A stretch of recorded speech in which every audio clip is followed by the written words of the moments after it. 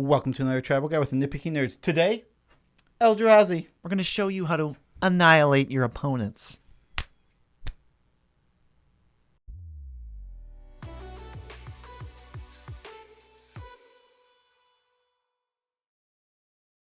I'm your host, Joe Cherries. I'm your host, Beezy, and that makes us the Nitpicking Nerds, if you didn't know. And if you didn't know what this channel is, it's deck techs and countdowns and rankings and really cool stuff that you've never seen before, so you better subscribe if you want to see more.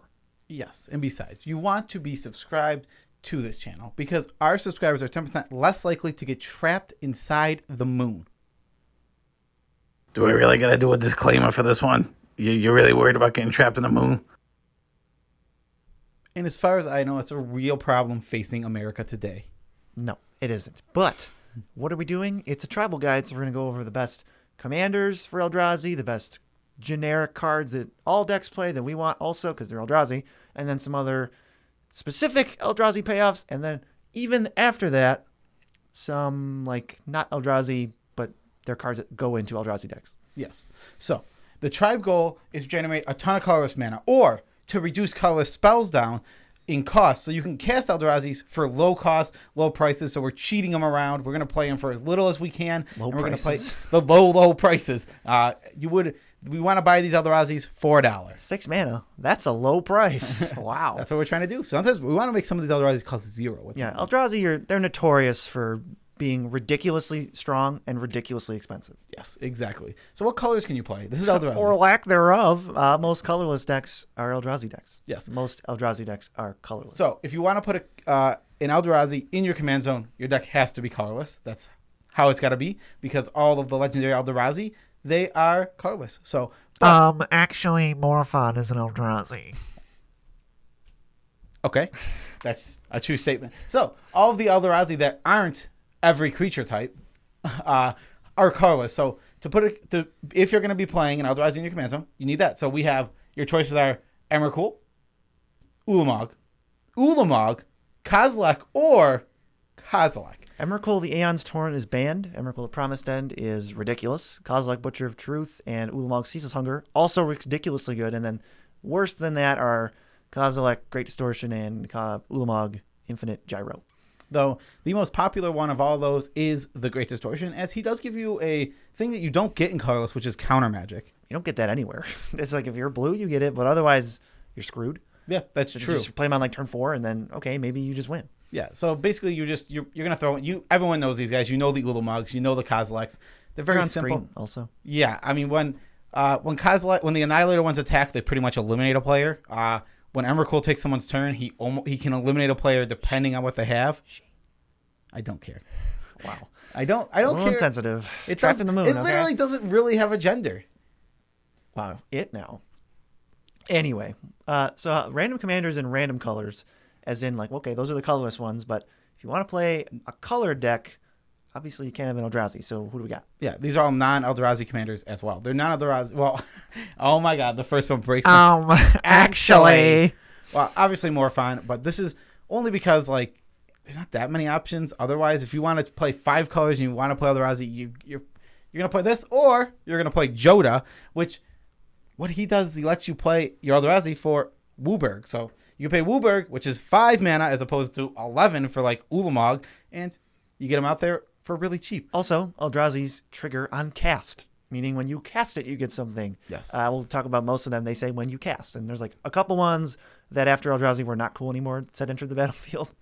But most of the cool ones and the good ones say cast. Also, as a challenge to yourself, you could build a completely colorless Morphon deck with only colorless symbols, because if you play Eldrazi that only have 1 pip, then Morphon makes them colorless by reducing. He says they cost Wooburg less, but only on colored. So you could, as a challenge, build only colorless lands, 5-color Eldrazi deck. Okay, don't do that. You could. That'd be crazy. You man. definitely could. And the other two that you can play, Animar. What does Animar do? So whenever you cast a thing, he gets bigger. Creature, he gets bigger, and then your creature spells cost less, equal to the number of +1/+1 counters on them. Cast 1 creature, now they all cost 1 less. Cast 2, 3, 4. Now they just go up the chain, and then you can maybe start the turn where he has 3 counters, and just cast like 5 creatures, and then you cast Ulamog for free. Yep, absolutely awesome. And the last one is, oh wait, I missed one. He's not on here. Well, there's two more. Krufix, who you can put your mana in your mana pool. It turns into colorless mana, and it doesn't empty. So you can throw all your mana in your pool. It goes around, comes back to you. You untap. Now you have a ton of mana for your Eldrazi. So this is just like a ramp up, get a ton of mana, throw it. And so Krufix has got like 60 and then just cast a ton of spells. Well, more importantly, Krufix is indestructible. Yep. And is not a creature because you're playing colorless, so you're not going to have devotion. Yes. And the last one that I actually forgot to put on this list is Rakdos. No one would know if you didn't say that you forgot to put it on the list. I know. Just to be clear. I want to mention that Rakdos. We're so honest here. Rakdos is a colorless commander in that he is red, black, can only be cast if you... Shut up. He's colorless. I know. And costs 4 pips. I know what you're saying. Red, black, can't be cast unless the opponent was dealt damage this turn. Your creatures cost 1 less for each damage an opponent was dealt. So if you dealt like 12 to your opponents, you're casting Eldrazi for free. Always. Each one is just minus 12 mana. It's pretty awesome. I would describe that as awesome. We built a Rakdos deck, or we did a Rakdos tune-up forever ago. It was like the 6th one we ever did. That deck was awesome. Yeah, if you really want to see the improvements in the picking units I've made, go watch that video. So we're in a studio. You know what? We'll say that for the tidbit. We'll go over like how different our first video was from this video. It's a lot. So these are the Eldrazi staples with no synergy to Eldrazi that you will just see if you sit down at the game of EDH. You got 4 players. None of them are playing an Eldrazi deck. You might just see these in their These deck. go in decks that are not Eldrazi decks, and they're all Eldrazi. So the first one is Smothering Abomination, or Smothering A-Bomb, as jerks like to call it. 2 black for a 4/3 flyer. Got Devoid, the worst mechanic ever, which means it's colorless while having pips, and a color identity, which is black. Well, I guess that is important to say. Like, colorless Eldrazi still have a color identity. You cannot play Smothering Abomination in your Emrakul deck. I wasn't saying it wasn't right to I say. wanted to make fun of it, but then I was like, wait, that's actually a reasonable point, because we hate Devoid because it's confusing. So I might as well mention why it's confusing. Devoid is one of the worst things they ever made. It was just stupid. It's so pointless. Okay, anyway, whenever you sacrifice a creature, draw a card. At the beginning of your upkeep, sacrifice a creature. This is a super common, like, it's really close to Midnight Reaper or Grim Horror specs, where you just, whenever your creatures die, you draw a card. Yeah, but it's sacrifice, so it's a little bit different. You have to force them to die. If you force a creature to die, you draw a card. Card's okay. It's not great, but It's it's pretty pretty good. It is, yeah. Not great, really good. It's worse than Grim Horror specs, but it's better than, I don't know. Pick a card. It's better than something. It's definitely better than some cards. Anything that says that draw card text is actually really good. Okay. How about this next one? It's not. Oh, this is I love this card. This card is not a creature. It's actually an aura with the type Eldrazi. Wow. It's Eldrazi Conscriptions, which is 8 mana for an aura, and your creature gets +10/+10. Annihilator 2. Okay. He's an Eldrazi. Is an Eldrazi in Trample? Yeah. Is that it? Yep. Yeah. It's previously was the highest power toughness granting aura, but they printed Colossification. Which is way cooler. No way. This card is, I like this card a lot. My favorite thing to do with it is, I mean, everybody knows this combo well. Sovereigns of Lost Solar, where you just, Exalted. Oops, my Rafik is going to kill you by itself now. I don't care what BZ says. Classification's way cooler. Well, if you give it Trample, if the creature has Trample, its Classification might be better with some creature that just, with Exalted, that thing. Sovereigns of Lost Solar, which is, oops, my creature's tapped, but it already attacked. Yeah, it's pretty awesome. What's the next one? I know you love this one too. Oh, it's a cheap Consecrated Sphinx. It's Sire of Stagnations, 4 black blue for 4/7 or 5/7. It's got Devoid. Whenever an opponent plays a land, whenever a land enters under their control, they exile the top 2 cards of their deck forcibly, and you draw 2 cards. Yep. So it really says, anytime a land goes into play, you're basically drawing 2. That's the part that matters. You don't care about milling them. It's probably upside for them most of the time. But Well, it could be upside for you, because something Eldrazi decks like to do is ingest. oh, wait, it is exile. Yeah, it is Ingest, exile. one of the other worst mechanics ever. Yeah. Wow. Battle for Zendikar was great. Ingest is fine if the ability wasn't in such small numbers. Well, it's just like, it's always ingest 1 when it attacks, and it's a 1/1 for 4. It's like, well, that card's awful. Yeah. I don't even think ingest is good, because the whole point of it was to then process it, and it's really bad design space to take cards from exile and put them back into the graveyard. So really, everything was just an epic fail from that set. But we actually, Eldrazi is like one of my favorite things, so I don't want to sound like I'm pooping on them. Well, but Sire of Stagnation kind of sort of says your opponents don't want to play lands. Like, I think that downside is definitely enough where I have not played a land. Well, I mean, he's literally Sire of Stagnation. The whole point is, if everything stays the same, he doesn't do anything. Well, he does, though, because like if none of your opponents play land. It's kind of like you just destroyed a land. Well, yeah, but that's what I'm saying. But like the idea is he's the sire of stagnation. He wants things to stay the same. Things can't but grow when things while he's change is when he takes action. He gets pissed. Yeah. You played a land? What are you, crazy?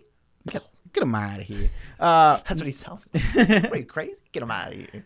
Next is Worldbreaker. This is 6 mana, 6 in a green. It's 6 in a green for a 5/7. When you cast it, you can exile target artifact, enchantment, or land, and you can pay 2 in a colorless mana and sacrifice a land to return it from your graveyard to your hand. You forgot the most important part. It has reach. No, I intentionally forgot reach because I don't care about it. I love this card. It's in one of my commander decks right now. It's eating the Expedition Hallowed Fountain, if you didn't know that. I thought that was amazing. I didn't know that. You didn't even know that? I thought I told you that. Oh, man. Maybe. Yeah, just in the art, it's just eating the Expedition Hallowed Fountain. I love that it's on cast. You can't counter it. You can get it back. I'm down for this card. I think it's actually not that good because we don't like Acidic Slime and it's kind of worse. But as soon as you want a big, cool fatty, there's things it does, like it triggers Sanctum of Ugin, which we'll get to later. It gets got with Sanctum of Ugin. Yeah, it does some stuff. I'm just saying, Worldbreaker, it's on people's radars. Some decks play it. Yeah, it fits in certain decks. Next is Void Windward, which is a 9 mana, 11/9. Your opponents can't play spells with even converted mana cost. Reminder text, 0 is even. How about also even mana cost creatures can't block? I don't care about that. That's pretty relevant. It is. Things at 11/9. It is definitely relevant. This card's okay, and a lot of decks, people just like this card a lot, and it gets ended up in a lot of decks. They love the joke. You can't even. Oh my! Please stop. Like, even the second this card came out, by the time you could have gotten it to an EDH game, it was already too late to use the can't even joke, right? BZ's been is this poopy about this joke for? I don't know. I don't know why. I do get triggered by this joke for some reason. It's just like, It's fine. I think this card falls into the overrated category for us. We never play this. I don't really play it in any decks, and I wouldn't play it in any decks. It's like a weird, like a 1,000 mana stacks piece, but there's so much better you could do.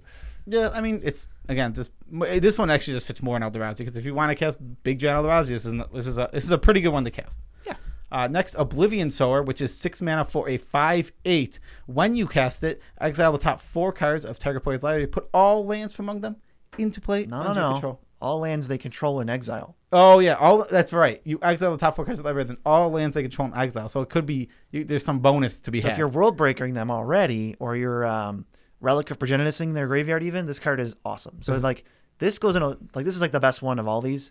Okay, this may be one of the best ones of all of these because the next one's probably better. It's just like it's a colorless way. If you're in like red or white or something, you can just get like 4 lands off this.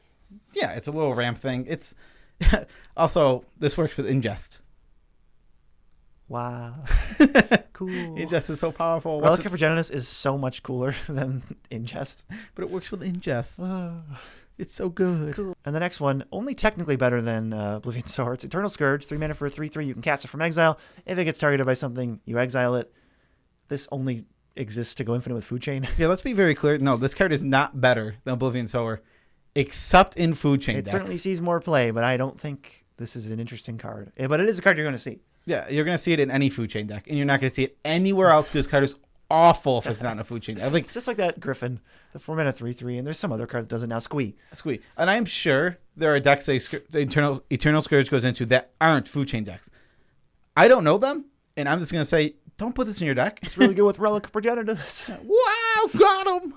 It was in a modern tangent. Skip ahead 30 seconds to avoid the tangent. A modern Scred red deck that had Chandra, Torch of Defiance, and Relic of Progenitus main board. Mm-hmm. So they would flip this off Chandra, deal 2 to you, then cast it, then cast it. It was like the cutest thing ever. Yeah. And it was still bad. It was really bad. Next one is It That Betrays. This is an 11 mana 12/12 that has Annihilator 2, and whenever an opponent sacrifices a permanent, you get it. Okay, I lied. This might be the best one. This is one of the best Eldrazi to have in play, period. The static is so crazy. People will just accidentally, I cracked a fetch. I cast Harrow. I'll take that land for free right now. Oops, sorry. Oops, I'm trying to go off with my Protein Hulk. Oops. You shouldn't. I would recommend stopping that. Because you can't. You really can't. It does, so it stops like combos, shenanigans, like, I'm going to go off with my Smothering Abomination. No, you're not. You're going to lose the game. This card's very good. Yeah, this card's great. This is a card we actually play. Yeah, it fits in a deck, especially if you want to make them sack. curve this and one of the spells coming up in the Eldrazi payoffs, and you'll be really You'll happy. be in heaven. Sifter of Skulls is the next one. It's a 4-mana 4/3. If a creature you control dies, it's non-token. You get a 1/1 Scion that sacks for a colorless mana. It's just Pawn of Ulamog, but it's shifted to a rare, and they make 1/1s.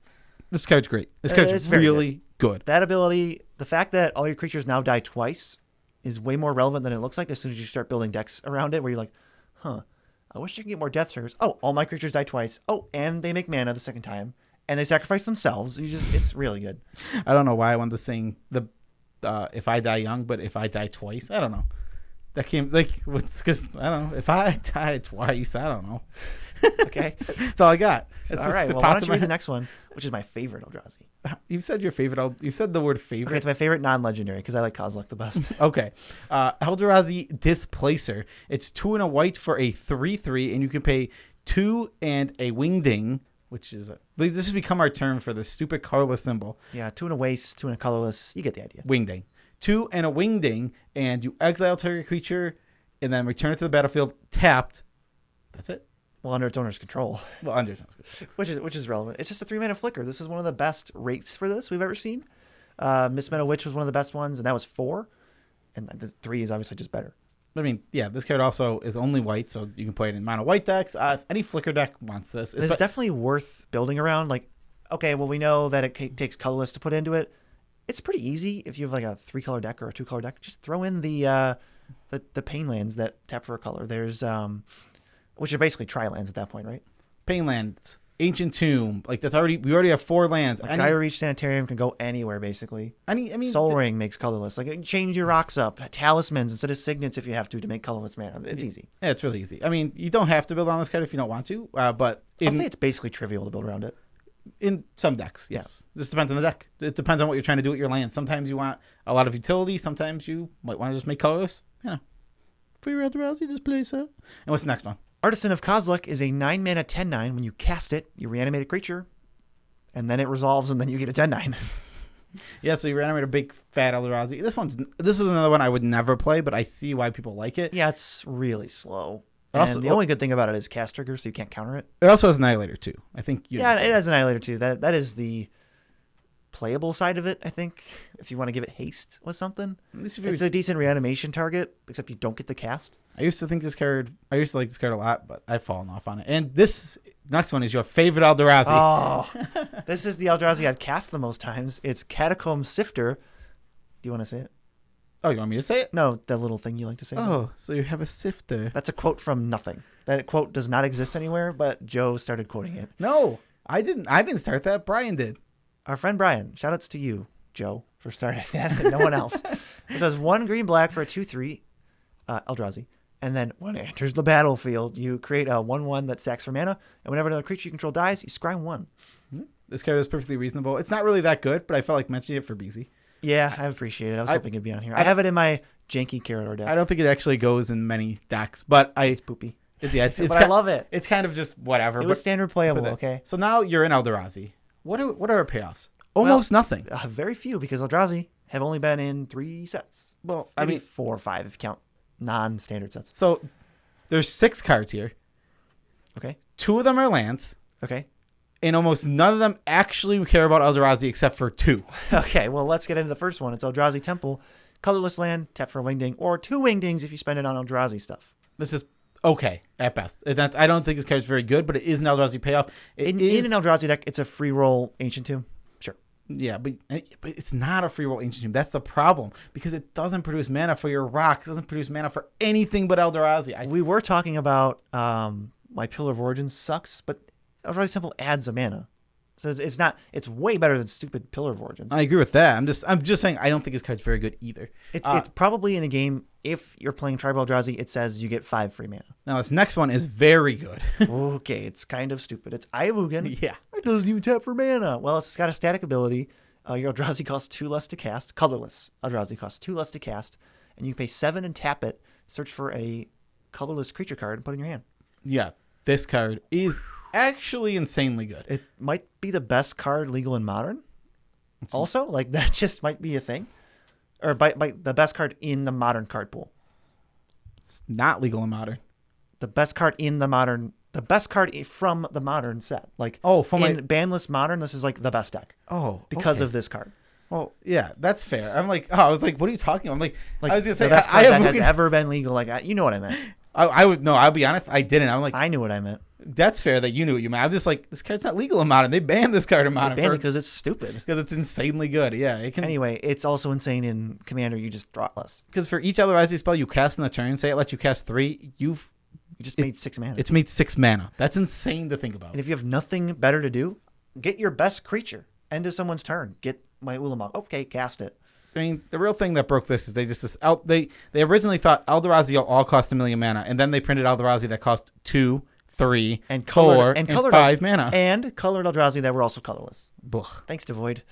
Stupid. Perfect. The next one is Herald of Kosluck, which is 1 red, blue for a 2/4. I actually knew it. For a 2/4, and colorless spells cost 1 less. This is actually, it's just all colored spells, but Eldrazi all are colorless. Yeah, this kind of just taps for 2 mana. Think of it like weird Palladium Mirror. Yeah. But it has potentially higher upside because you keep going, then, It's also an Eldrazi. That's right. It triggers Eldrazi things. All of your, like, nondescript, like, choose a creature type payoffs that we're not talking about here, those will, this triggers that. So, all Eldrazi are colorless. Agreed. What's the best board wipe for Eldrazi? Well, if all of them are colorless and none of them are dust, then All is Dust must be the perfect addition to any Eldrazi deck. Yeah, 7 mana, all players sacrifice all colored permanents. So it's pretty simple. Your Eldrazi are colorless. This is a Plague Wind for 7 mana. That can be reduced by things that reduce colorless mana. Or Eldrazi, because it's a tribal Eldrazi. So you can also search for it. Anything that says search for an Eldrazi, this finds it. Yep. This gets found, just like the Aura.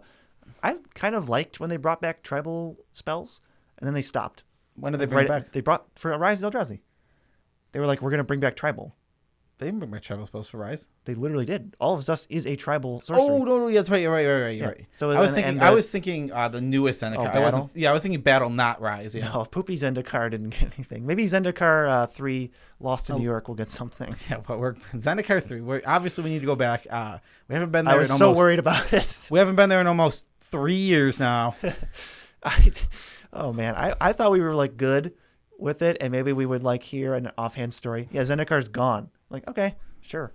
Some planes are just gone. Zendikar's, well, we know Zendikar's not gone. They have a card called Zendikar Resurgent. Well, I meant after Rise, if like 2 years later we just hear from like Ashiok, like, oh yeah, Zendikar's gone. Like, okay, who cares? I got eaten. I'll see Ulamog later.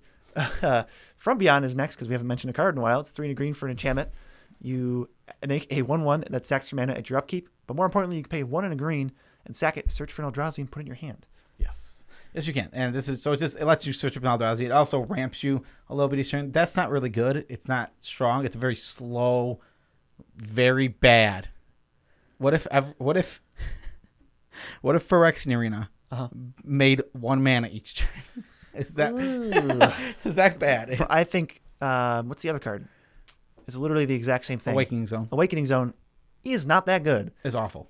And maybe in an Eldrazi deck, I don't know. Maybe you want it. But in general, I think that card is awful. Yep. And this card is okay. Like, super fringe playable. I think I have it in my Warp World deck. I mean, it is a payoff. It doesn't I didn't say good payoffs. But well, some decks play it if you need permanence. If you just want stuff, it'll build stuff up for you. It just takes a while. There are literally three actual cards that pay off Eldrazi that are any sort of decent. Okay, what's the last one? Conduit of Ruin.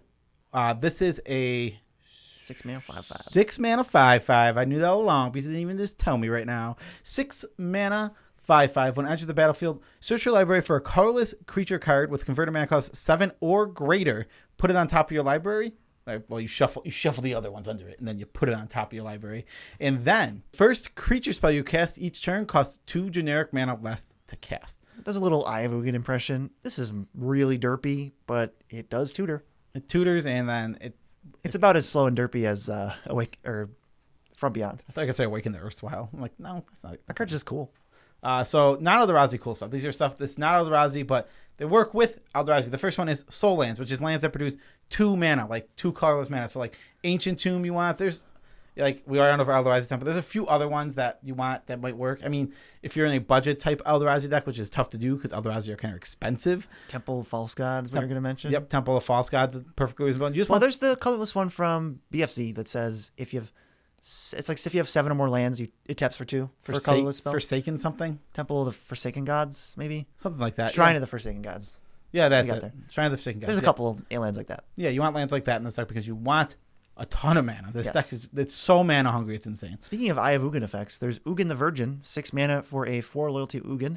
Static ability, colorless spells you cast cost 2 less to cast, which can reduce them to 0, just like Eye of Ugin. +1, make it 2/2, and if it dies, draw a card, and then -3, blow up a thing that has a color. Yeah, we don't care about those other two really. The static They're ability, just great. Like +1, draw a card, get a creature. That's really good. And then if you really need to, you can blow something up. they're gravy because we care about his static more than anything. Yeah, but I'm not paying. I mean, I'm not going to pay 6 mana just for the static. So I'm glad he has other things. Well, I am glad he has other things, but they're gravy on top. The fact that he has other like You take static away, this card's awful in this deck. Like in Eldrazi, doesn't do anything. yeah. You But mean, when you add the static, it's like, well, this card's great. well, if you take the static away, this card's awful. Period. Right, because it's Phyrexian Arena, Bitter Blossom mashup, or 6 mana Hero's Downfall. That is a very bad Magic card. Yeah. Anyway, we covered that. Big colorless spells is next, like Ugin the Spirit Dragon. Yeah, basically you're gonna have a ton of colorless mana, so it doesn't all have to be Eldrazi's. Basically, there's reducers, there's other things. Not everything has to say Eldrazi specifically. Big colorless spells because you're probably making a ton of big colorless mana, so you can use to cast things like Ugin, which Ugin actually. First of all, Ugin the Spirit Dragon, basically an Eldrazi payoff. His -X is just scaled all his dust. I was just gonna say that. Yeah, you get an awesome body that can plus up and do other stuff. If he doesn't have pressure on him, he can just win the game. Oh, the card's very good. Ugin's good. Yeah, Ugin is very good. And the last one is Mystic Forge, which is a 4 mana artifact. You can look at the top card of your library. You can pay 1 life, tap it to exile the top card of your library. And if the top card of your library is colorless, you may play it. Non-land. Colorless non-lands you Yes. can cast. Oh, it's cast. Okay. Yeah. So colorless non-lands you can cast. So, We've never read this card before. I mean, Mystic Forge is a very good card in specifically colorless decks where it can be taken advantage of. This card is actually insanely good. It also has, if you have like reducers in top, you can just go off and win the game with this. Yeah, so I've had I play Brawl, like an Emery Artifacts deck in Brawl. So I've had Ugin the Virgin and Mystic Forge out. You just feel like you're cheating. You're like, okay, mail myself for 1 because that's a land. Oh, find a spell, cast it for free. Oh, it taps for mana. I got negative. It taps for positive mana. It's just insane. You just start feeling like you're cheating. And if you got like Eye of Ugin out too, now your Eldrazi costs 4 less, and you have some top deck manipulation. It's crazy. Yeah, I mean, Mystic Forge is just an insanely good card. In the decks that want to play Mystic Forge is one of the best cards in the deck. Oh yeah, it's insane. I don't even know what to compare it to. It's just really good. So we're just not going to bother comparing it to something dumb. I mean, it's just, think of it as... Don't do it. No, I mean, don't it's just a future site. It's a future site but Oh yeah, it lets you manipulate the top of your deck. that's How much- actually just a perfectly reasonable comparison. Yeah, I mean, future sight's already a decent effect. And what if you added manipulation? What if you made it colorless spells so you could just Easy do to crazy cast? spells? Yeah, it's so good. All right. Well, that was the video. Eldrazi, not a ton to work with, but all those cards are really cool. So let's shout out some people. So special shout outs to all of our patrons. Thank you all for the support that you give us. We love you all as much as we can without making you uncomfortable. If you want to support us monthly, then you can head to the description below and see that there's a link to patreon.com. Head over there and join one of our many cool tiers. You can get in the Discord.